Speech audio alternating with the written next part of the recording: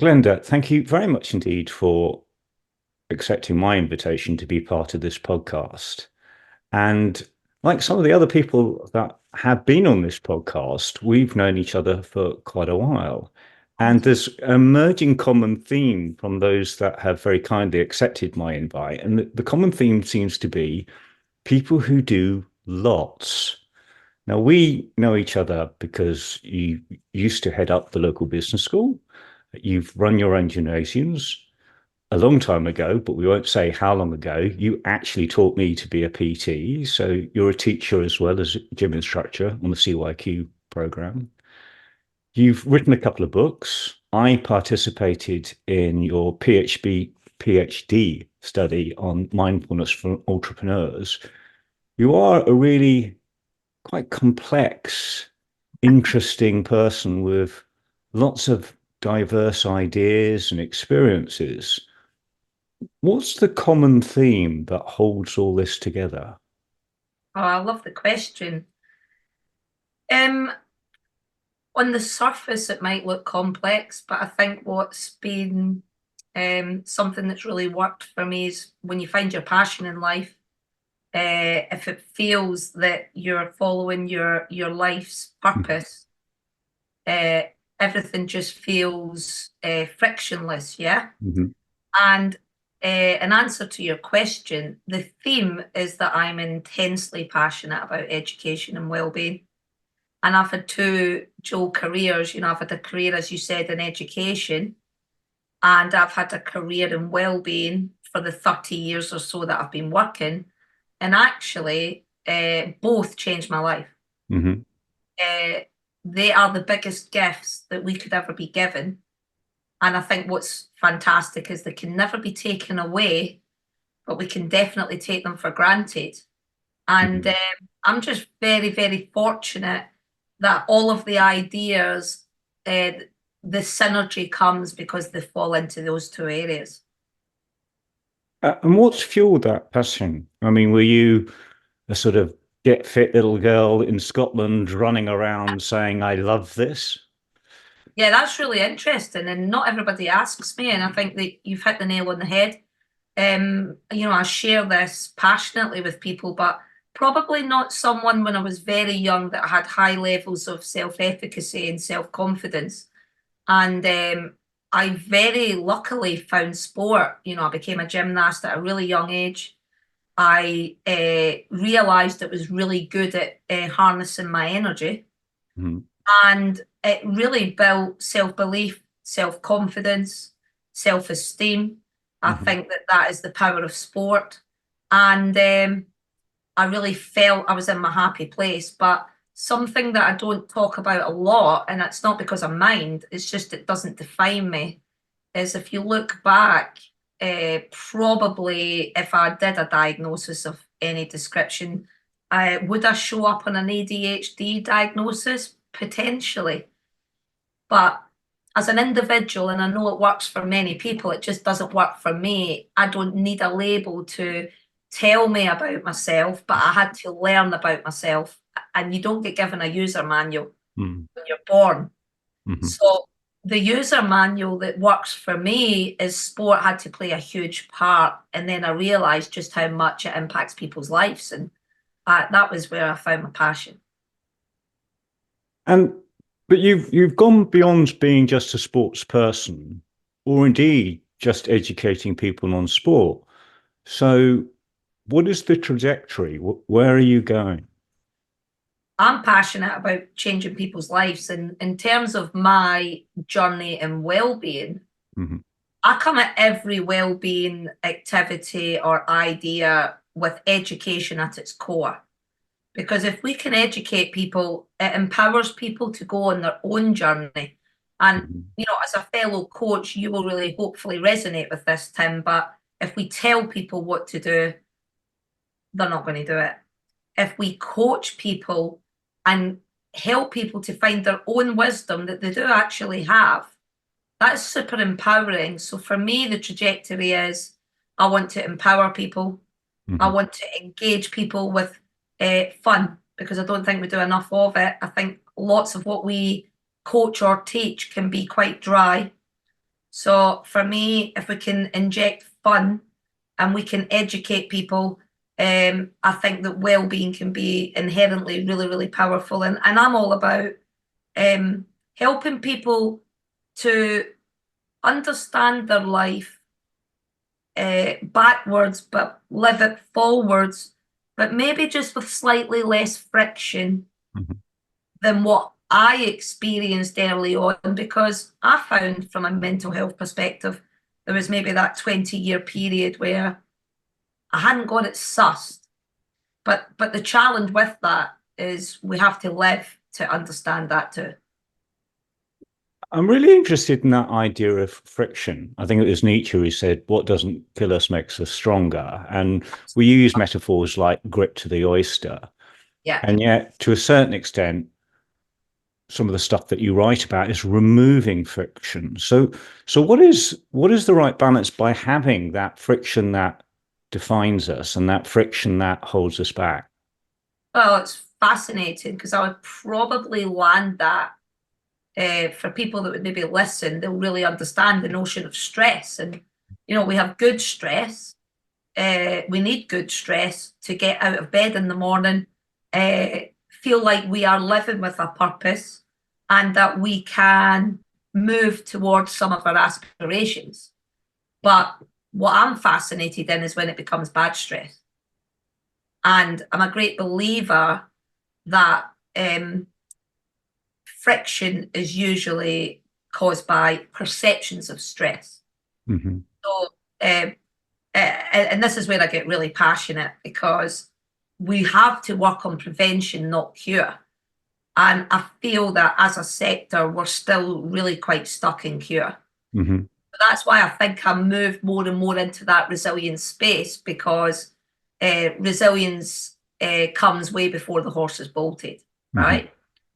And it's inherently quite a complex thing. And again, I'm very, very determined to try and make the complex simple for people. I'm interested in that complex and simplicity and your sense of fun, but it's not light-hearted because, I mean, you went through a PhD study. These things, I suspect, are not simple, and I doubt that they are fun. So tell me, how do you balance that, the simplicity, the complexity? Are things overly simplified? You've done a PhD. It's actually a really brilliant question, but I even go back to the very start of my career when I used to, as you said, train personal trainers. And a good personal trainer would tell you that they probably use on a weekly basis 10% of what's in that toolkit. Mm-hmm. And I think that in life, we do make most things too complicated. And yes, the doctorate was critically important for me to understand the resilience landscape and understand that positive psychology literature and the real nuances of behavioral change. But it's not for me to then have to justify that to the person that's the receiver. And I think that's where I'm unique in this space, is that educators, a colleague of mine, I know she's been on your podcast, Tina, we share that beautiful similarity together, is educators are really good at understanding how people learn. Mm-hmm. And if we can make the complex simple, we're halfway there. But sadly, as we get older, we get more serious. Mm-hmm. And we learn more when we feel we're engaged. And to be engaged, we should try and make it fun, in my view. And one of the phrases that is sometimes in sort of coaching supervision, and I wish I could properly attribute it, but there's a phrase, there's always a me search in the research. I love that. And, a lot of people who get into coaching, therapy, counseling, supervision, there'll be something in their background or their experience, so that as they study and learn, it's something about themselves that they're seeking to discover as much as to help other people. What have you discovered about yourself? It's really funny because the big one is dropping the need for validation externally to us. Now, I know you you would buy into this notion that the most resilient people are people who have that internal locus of control, where it's not about who did what to you or what happened, but how you either react, not react, or how you then move forward with that. So the thing I learned is that I had a high need for achievement, which does come back to childhood and learned experience, and I had a high need for validation. And actually, neither of them bring happiness. So it was really funny that you say that, because it was right at the end of the doctorate when I had two of my biggest successes. I had sold a business and I'd finished my doctorate, where for anyone else looking in, they probably would have thought everything was a bed of roses. But it was after two of the biggest achievements where I felt most empty. And then, and I do say this with quite a bit of emotion, I do feel I had the enlightenment. Because what I learned about myself is that I needed to seek the validation by only me.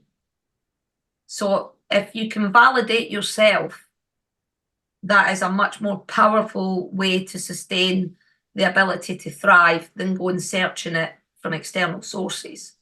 So there was a lot of deep work to do. The thing that I've also found out about me is where people will be quite stunned at how much I managed to do. You do refer to my energy. That is my modus operandi. So that is normal for me. And actually, it's quite dangerous if I don't harness it. I can become, sabotage myself or become more negative in my thinking if I do not harness my energy. So actually, the things that might drain some people actually sustain me. And there's a message in that it's a very bespoke, personalized concept when we talk about well-being. It's not a one size fits all. It's about understanding what your user manual is. I'm interested by the concept of, and I'm going to use my word here, busyness. That busyness that can either fill your life or distract you. It's being occupied, or it could be being preoccupied, or it could be being obsessive. These are all different words for more or less the same phenomena. And what you've said to me now suggests that you are the type of person that does like to be occupied, to be focused, to be doing something. Yeah, absolutely. And, I'll touch on it really briefly, but I did resonate with a recent podcast with Stephen Bartlett on the Diary of the CEO, because he talks about his ADHD diagnosis.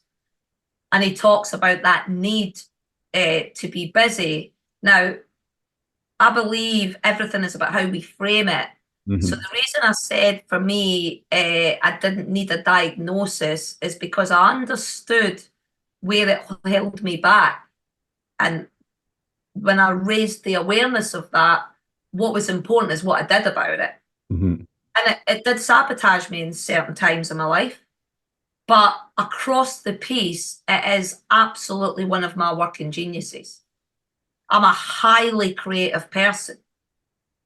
And, I genuinely would like to say that it's quite interesting that nuance is really, really popular in entrepreneurs. We see higher diagnosis of it in entrepreneurs. And it probably lended me to being an entrepreneur because I am highly creative. And I can see gaps where people don't see it. But it comes with the yin and the yang. And that's important and that's where the biggest thing that I learned in the last 10 years was raising self-awareness. And just referring back to your PhD study, very often we start with a hypothesis and we say, well, this is what we believe, and I'm going to set out to prove or disprove that one way or the other. And in some respects, the result may be entirely as you anticipated in your hypothesis. But in other respects, you may discover something completely new. Mhm. You've already revealed a little bit about what you discovered about yourself. Yeah. What did So you discover about the participants on the course? what was fascinating there is, and like you say, you're hoping, you do, to be fair, I was a positivistic piece of research, so I did come at it with a hypothesis. And just for the people that are listening, it was quite remarkable that the literature kept telling us that mindfulness could improve resilience, but it had never been tested before. So that was novel in itself. That, does engaging in living in the present and, removing yourself from the past and not getting too far ahead in the future really support the domains of resilience. So that was the hypothesis, and we actually demonstrated unequivocally that mindfulness has a large part to play in developing someone's resilience, because of the very notion that it does improve self-awareness. Mm-hmm. When we become more aware, we can set intention with self-knowledge to do something about it. It's a bit like it takes us away from the unconscious incompetence, right? I'm a big fan of beginner's mind, and I think that as we get older and we get great in our careers, we then come at everything like the presumed expert, and that's not always entirely helpful.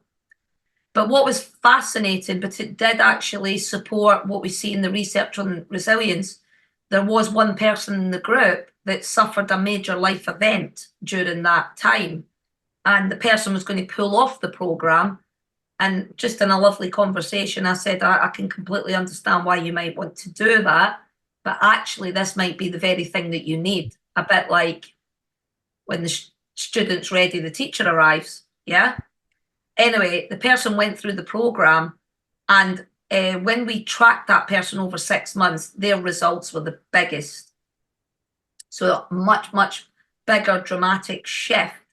What was also quite interesting is that there was no difference in the uplift of resilience whether you were a serial entrepreneur or you were a first-time entrepreneur or a would-be. So what we learned is that resilience can absolutely be taught. It can be learned. And that is really exciting for any practitioner, yeah? Yeah, fascinating. Really fascinating. And entrepreneurs significantly different as a population to the general public or people who are employed in. So what differences did you find there? What you do find is that there are predisposed character traits that make people predisposed to resilience.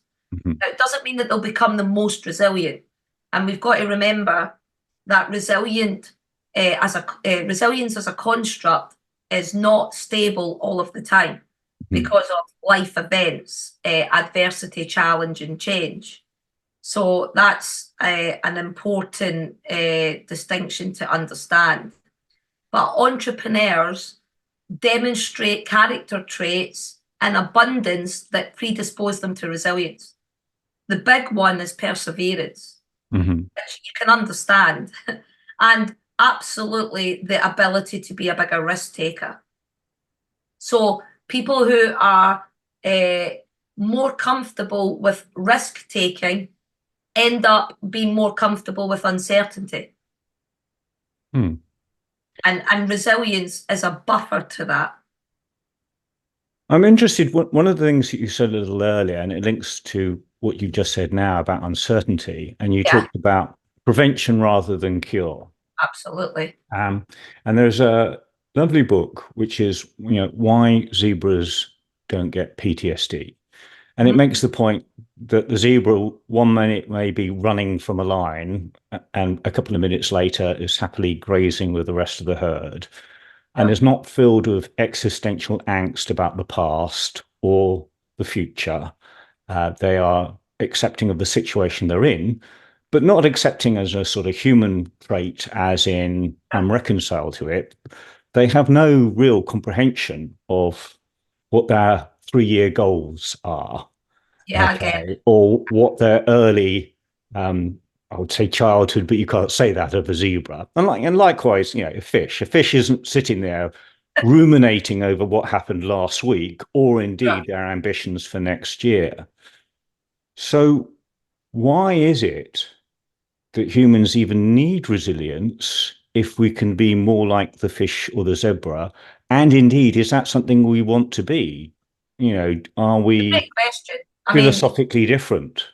yeah, there's a lot to unpick there, but there's one thing about our wiring as humans Mhm. is that we are still wired as we were wired thousands of years ago. And we are now not in an environment where we either eat or be eaten. Mhm.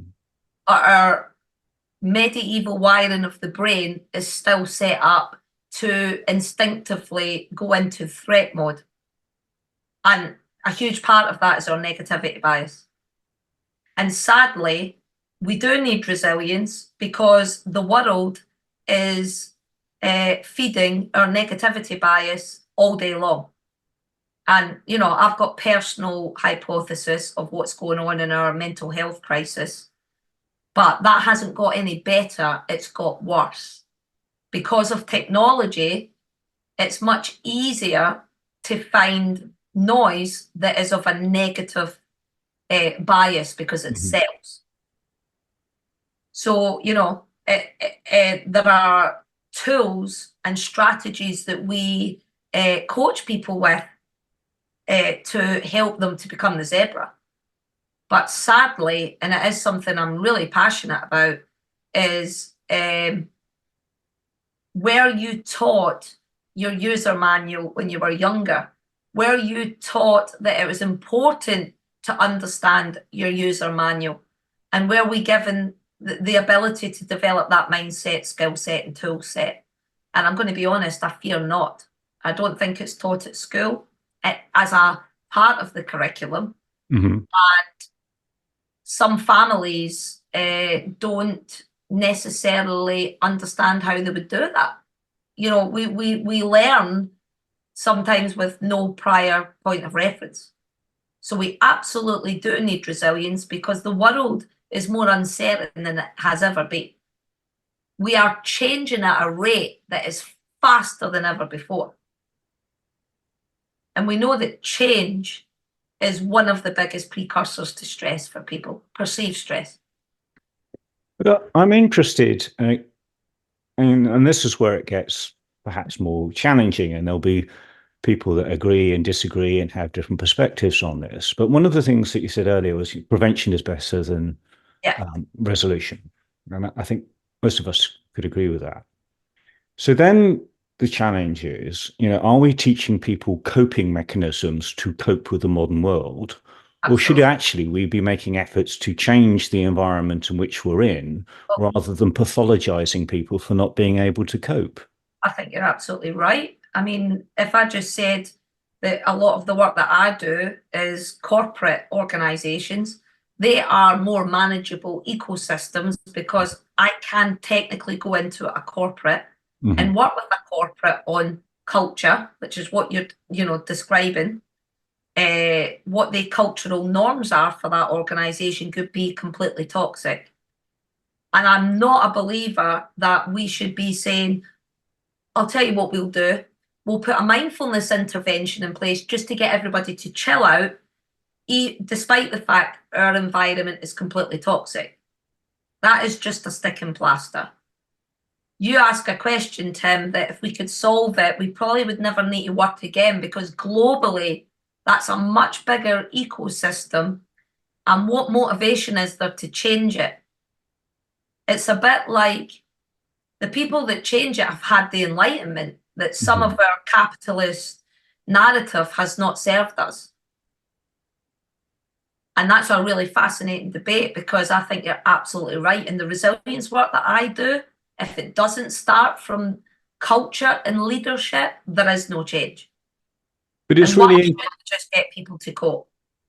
it's interesting that there appear to be two narratives at the same time, maybe by different people, maybe by the same people at the same time. And one is the pursuit of happiness. I think a lot of people are reflective and reevaluating their lives, particularly post-COVID. And the Absolutely. other one is productivity.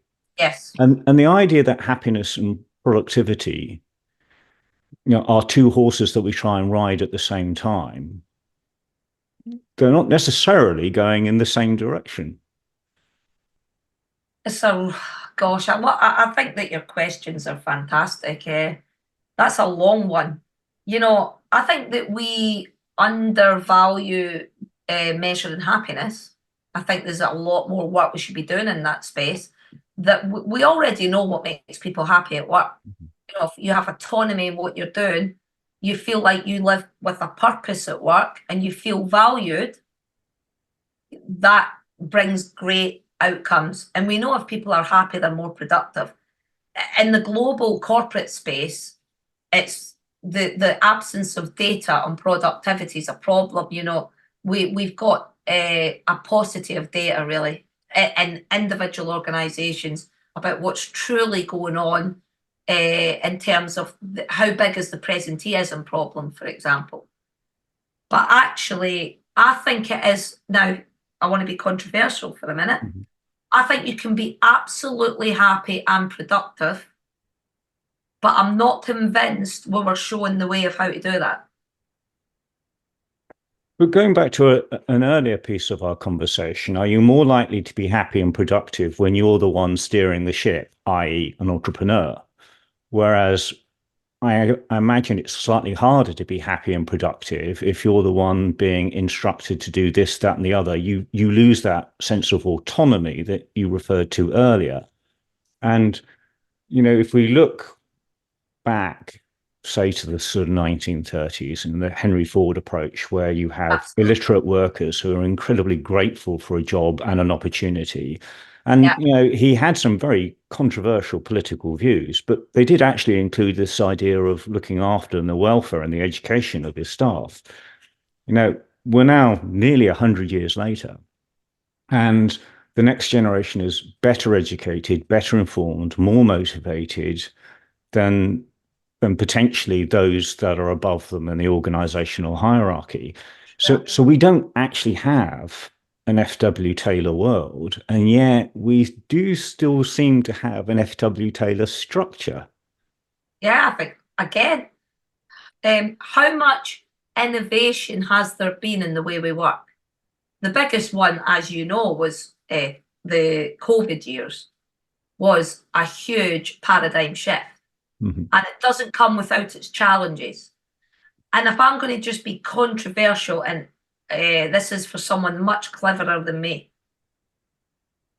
but we are living in a world now where we often think we can have it all. And, my company's not a fluffy wellbeing company. We talk about a dual responsibility piece where organizations have to go out there with best intention, create an environment where people have the opportunity to thrive. Mm-hmm. But people also have an obligation to come to work as their best self, or at least try. Mm-hmm. And I think this pendulum is a serious moving beast at the minute. I think that the drive for productivity and the drive for progress has potentially developed many toxic cultures. But I also think that we have challenges in that individuals potentially put too much emphasis sometimes on the organisation, and that it's for them to ensure that we can be as comfortable as possible. It goes back to that notion that we all do need good stress, Mm-hmm. not no stress. It's an interesting one. It is, and I think it becomes even more interesting depending on your view on what happens next with the relentless growth and acceleration, not just of the economy, but of AI. Now, when I was a young man, there was a TV program called Tomorrow's World that promised me by the year 2000, I'd be living a life of leisure. And now we're probably working more hours than ever before. And certainly there's quite a lot of evidence that actually, before the agrarian revolution, we had a lot more leisure time and a better lifestyle than we do today. We may actually have some trappings of health and longevity, but that also comes at an expense of morbidity and other problems. Absolutely. And so, if we project forwards, there are some established authors who say we're going to have a massive underemployed, if not underemployed. I've even heard phrases like the useless class, the class that are just no longer required because, Absolutely. automation, AI, automation in the form of robots doing physical things, AI in the form of computers doing cognitive things. Well, if we've replaced all the physical tasks and we've replaced all the mental tasks, there aren't that many left. I mean, the only ones that are very difficult to automate are things like the caring professions. So what are we going to do with this abundance of time if work is no longer the place that's going to give us meaning? I think that's part of the problem, though, is that it comes down to choice, doesn't it? Are you living to work or work to live? It's a really interesting idea. And I know you do the same, but I don't do a huge amount of coaching one-to-one now. But I think it's critical in the work that I do that I keep a razor sharp toolkit on that. So I tend to work with 4 or 5 clients a week. And the number one issue that I work with is unhappiness driven by what might be defined as, for some people, which I don't even like the term, work-life balance, and feeling like all they do is work.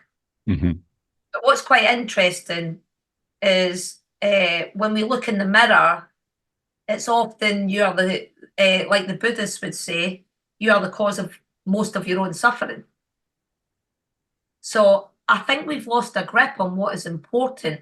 And I think too many people do not maybe now genuinely know what their values are and what they're chasing. And I do a huge amount of work in that area. And Steve, sorry, Tim. I was just going to say, I think social media has accelerated that because we see so much of what is the social norms definition of success that people then feel an obligation to go towards that. And it takes a strong mindset, it takes a skill set and a tool set, hence why resilience is critical for someone to not think that the mainstream narrative is the one that is maybe right or wrong for them. And this is where I went in my life. I went very much away from the mainstream narrative.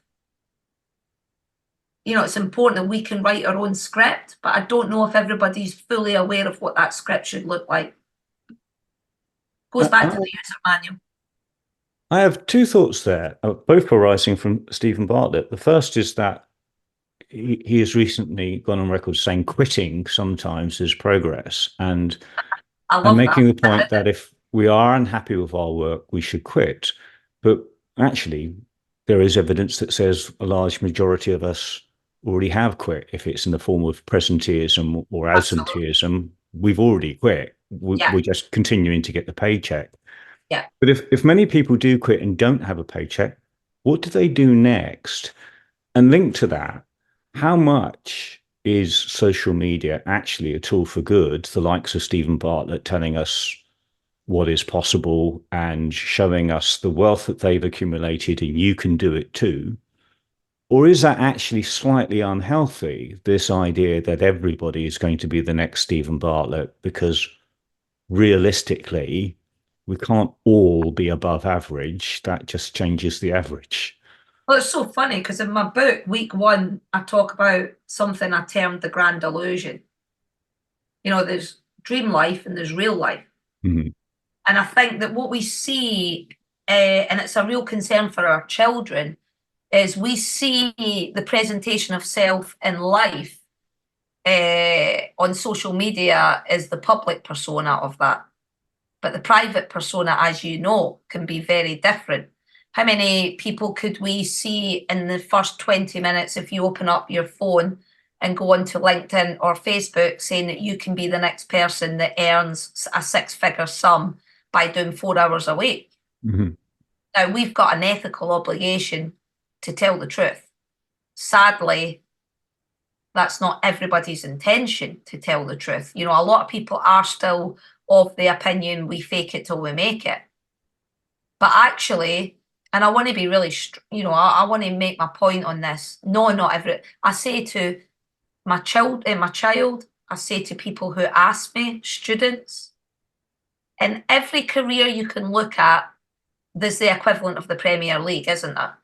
So, you know, if you look at social media, it'll be the top 5%. They're the Premier League players in social media. That doesn't mean that if you go on YouTube and start putting some videos up there that you're now going to, you know, be the next person that makes £1 million. Not everybody can be a Stephen Bartlett. You know, it's a rare, and I do want to say it, entrepreneurs in the definition that I hold, where they risk their financial wealth, is not for everybody. And neither is employed work for everybody. But actually, answering your question, this narrative that we are fed, we are not always equipped to question it. And sometimes we don't even want to question it though. Sometimes it's the blind leading the blind. So is resilience and well-being really about critical thinking skills?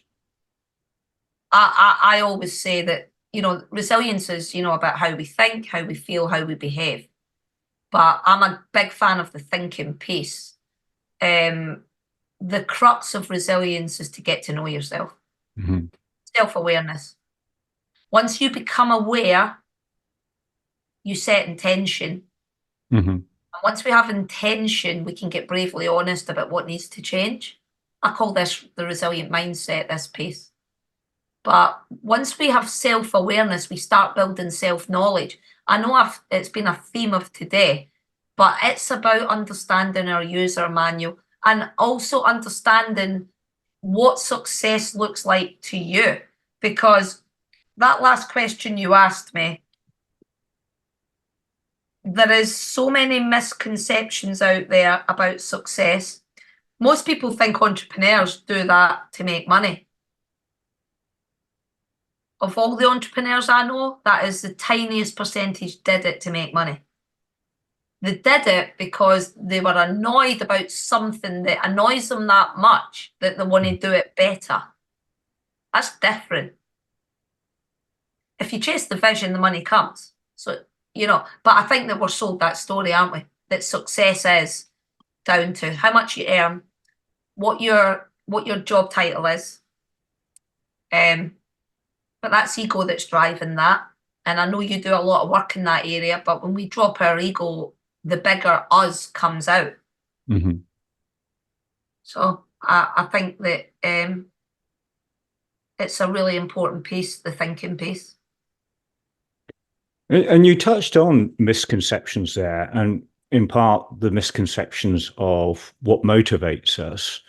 What would you say are the sort of misconceptions of what it takes to be an entrepreneur from a conceptual idea to a delivered product? Because we see products, programs like Dragon's Den, and it all seems relatively straightforward, although there's a good percentage of them that are complete basket cases. I mean, what's your lived experience who's done this serially? What are the lessons that you've learned? It is so hard. It's for one huge moment of dopamine, you're going to get 10 of despair. And that's why mindset and understanding that psychological control is a critical part of the piece. Mm-hmm. The misconception for me is that entrepreneurship is all glitz and glamour. That's like literally the bit of the iceberg that you see outside the water. The bit underneath is just very, very much able to completely derail someone if they have not built that mindset, skill set and tool set that I talk about. The other thing I'd like to say is it is extremely lonely at points. And the third piece is when you go away from mainstream, you are setting up for that social norms, social media circle that goes on to shoot you down.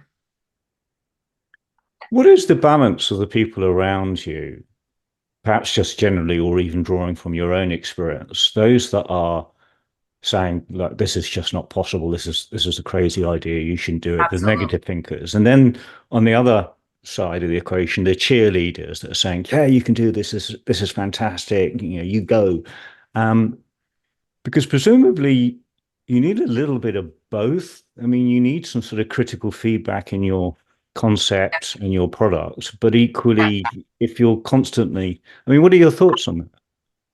I love that. I could give you a few examples. It was so funny. My parents, for probably 30 years, used to say to me to get a normal job. Mm-hmm. And when I left my job as a vice principal, that was a big moment where they were quite disappointed because they felt I was leaving, a job title, Mm-hmm. very secure salary. And actually, I realised that I had masked my entrepreneurship to satisfy external pressures, like, as I said, pressure from other people. Hence why I ended up doing two careers that would be a career in their own right. And I did two. I was a vice principal whilst also working as an entrepreneur. And I realised that was just a safety blanket, that, it feels great to have that. But eventually it was time to burn the boats. And when you said about the people around you, I call it the thriving group. You need the challenger that you talk about. You need the soother. You need the person you can have the fun with, because entrepreneurs don't always have enough of it. So you need this range of people around you. But when it comes down to it, entrepreneurs need to trust themselves more than any other person, because you are going somewhere where nobody else has gone. And that takes a certain character, and it goes back to those resilience genetic traits. And one thing that I think that we don't value, but I've now realised is critically important, and I now realise that in one very hyper-focused way I have it, other than perseverance, you need to have extreme patience. And I don't have patience in many ways, but I can take a project and I can sit at my desk. One project I did a few years ago, I planned it for 2 years before anyone knew about it. You imagine sitting at your desk on your own, thinking about how this is going to play out in military precision before anyone knew. And know that you're on the right track. So you have to have huge belief when everyone else will give you advice that it's not the right way to go. And actually, there are times, though, that's a double-edged sword as well, because entrepreneurs can put good money after bad. And they don't want to see the writing on the wall, because we're not people who give up easily. And I recognize that, partly from my own experience and partly from anyone who watches Dragon's Den, where very often it's Peter says, how much have you put into this? For God's sake, stop. Yeah. I mean, statistically, innovation enterprise is a failure. Okay. It's a small percentage that make it through, and it's an even smaller percentage that make it big. Yeah. You have had your good fortune. Has that been luck, or actually are there a load of failures that we just don't see because we're looking at your couple of successes? I would not want to not give you my full self, and I cannot say something that would be untrue. In business, none of my businesses failed, but I see in my employed life was the biggest failure. One of my employed pieces of my life, I felt. Now, at the time, I seen it as a failure because we were taught that word. And that is the biggest reframe that I've actually done. Hence why I actually even wrote the book, Resilient as Fudge. I feel resilience is like fudge because fudge was made by mistake. Mm-hmm. And actually, I friggin' love learning from what didn't go well. And I now look back and everything I've done, and actually, so I had many failures in business, but none of my businesses have failed, to be fair. I had the biggest failure in my employed life, if you call it failure. It wasn't failure. I didn't feel that one chapter was helping me to thrive. Yeah. Now, when I said, you've got to learn by your mistakes, a bit like fudge. Fudge was made by mistake. We have a real problem, and we need to reframe that word, because I'm a great believer in the philosopher Popper's work, where he talked about falsification, right? Rather than trying to find the truth. So I think that when you fail, you're just closer to finding the truth. And we should welcome that. And we are terrible at that, because even from the moment you enter school, they will remind you that you can't fail. Now, obviously, we want good performance. We do. But we need a reframe on that. Entrepreneurs are failing all day through the day. And they just go again. And they just go again. And they just go again. But you mentioned earlier this superpower of persistence, and also you referred earlier to patience. But then we both agree that there is a time to sort of learn, quit, move on, try something else. What is your experience of that moment where you go, okay, now's the time to pivot or pause? I actually realized, and it was, to be fair, when I quit in a job that was an employed job with big status, big money, everything that people see as the traditional elements of success. I now realize that took more bravery, more courage, and more resilience than doing the same thing expecting a different result. That's what we call the comfort zone, right? It goes to Sinek's point about your biggest growth will come from just outside your circle of comfort. And actually, I learned so much from quitting that I do say to people when I coach people, when you know the time is right that you want to quit, that is going to demand more of you than staying with the status quo. That's why so few of us do it. Even in entrepreneurship, that's why, as you said, they don't always work, because someone will know that the writing is on the wall. I remember working with a client 10 years ago, and the writing was all there. I was his consultant.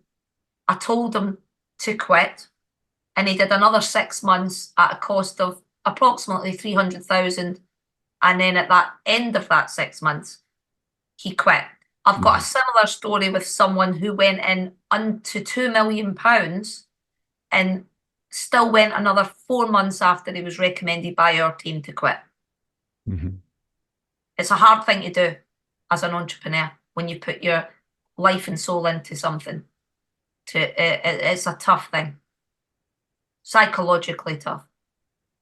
And one of the things that you talked about earlier, that some of your projects are in incubation, sometimes for years, sometimes for sort of skunk works behind the scenes, planning things out. I don't think people realise that. When I did Healthhaus in Jersey, that was planned on paper and, with a raft of activity for 18 months before anyone even knew about it. So given that penchant for planning, what's your next chapter? What is in your skunk works? What are you working on now? My next chapter. My current chapter is, I'm so determined to authentically live with what I coach that I do everything based on my values. So, when you say, what would make me make a decision, it's changed dramatically from when I used to make decisions in the early days. I trust my gut instinct more than I've ever done before.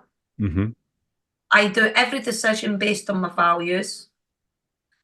And as long as it lines up to them, I'm more inclined to then say yes. But I've also learned something that I found really difficult for most of my life, which was laser beam focus, because of my intense creativity.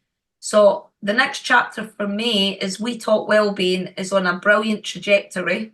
Mm-hmm. So that continues.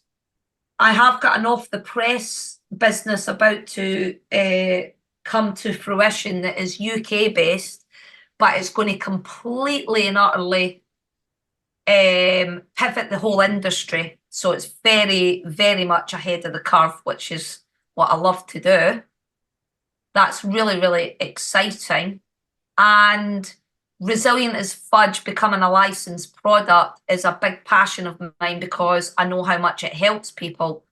So, you know, that when people will say, oh, if I could get my book into the hands of 1 million people, I'd love that. Mm-hmm.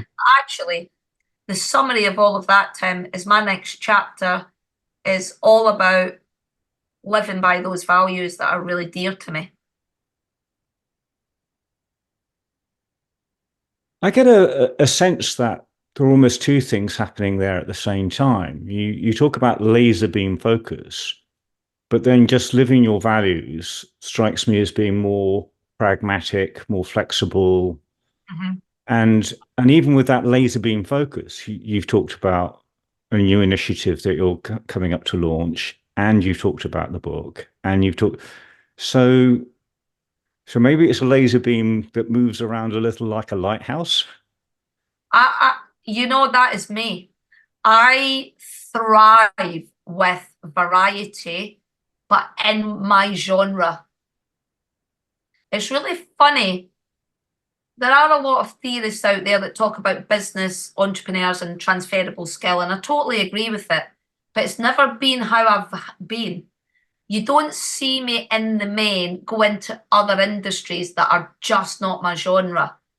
I found myself in well-being and education, and it changed my life. And I feel this is my legacy piece that I give back to the industry that has given me an incredible life. Mm-hmm.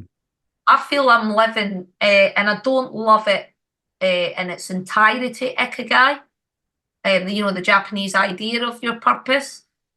There are people that, you know, that you can criticize parts of that, but I genuinely feel like my work life doesn't feel like a job. Mm-hmm. And as long as that remains, I feel I'm living my life purpose. So I get from that a feeling of direction without necessarily destination, a feeling of a particular path, but not necessarily fixed. I love you pick up on that because in all of the work that I've done on myself, all of the work that I do with others, being around people that that really challenge me to become a better me. You know, one of my big life influences has been my good friend Tina. Tina taught me to be much more open to letting it come as it's meant to come. Mm-hmm. And I believe if you do have fundamental mindset, skill set, and tool set that sets you up for thriving, and you open up your heart to the opportunity, I definitely have got less fussy about being too rigid on what that final destination is. Much more open-minded. That has been a great insight, and this has been a great conversation. I've enjoyed it tremendously. I believe how quick it went. Well, looking back on where we started, even within this conversation, and perhaps over the things that you have done, good, bad, successful, and feedback, what would you say were your sort of key lessons that you would share with a, say, 5, 6-year-old Glenda? It's a great question. For me, cut distraction, the noise. I really, really think that is a major piece of advice. This is not an easy thing, but understanding that the power of your life is in your hands to write your script. Mhm. And you can write a script that is worthy regardless of what anything or anyone would want to tell you. And I know it's really, really fluffy and cliche, but if you want to do something and someone's telling you you can't, that's where you then need to bring out your swear word and tell them what they should do with that. Because you have to think big and you have to believe in yourself. And the final piece of advice is and it took me a long time to get that, but I'm now my best friend. And I like where I'm at. And I like me. And I know that I come at things with the best intention. And that brings a lot of peace. I don't think I could top that. I think that is a brilliant note on which to close what has been a really interesting, engaging, informative, and enjoyable conversation. Glenda, thank you very much.